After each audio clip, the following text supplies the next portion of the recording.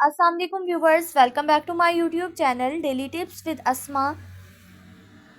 आज की इस वीडियो में हम आपको बताने वाले हैं हमज़ा नाम का मतलब और इसके बारे में दिलचस्प मालूमात।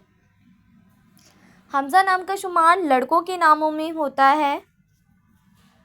हमज़ा एक इस्लामी नाम है। हमज़ा नाम की इब्तदाई तारीख अरबी ज़ुबान से निकलती है।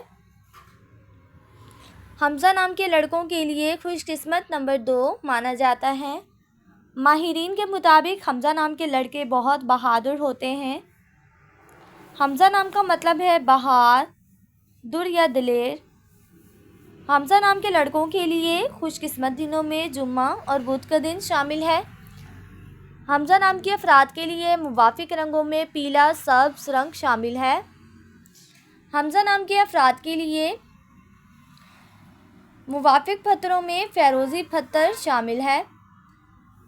खुशकिस्मती वाले धातों में हिस्सों के हिसाब से कांसी और तांबा शामिल है। फ्रेंड्स, अगर आप अपने नाम का मतलब जानना चाहते हैं तो कमेंट बॉक्स में अपना नाम लिखें। इंशाल्लाह हम आपके नाम की वीडियो ज़रूर बनाएंगे। Thanks for watching. अल्लाह हाफिज़।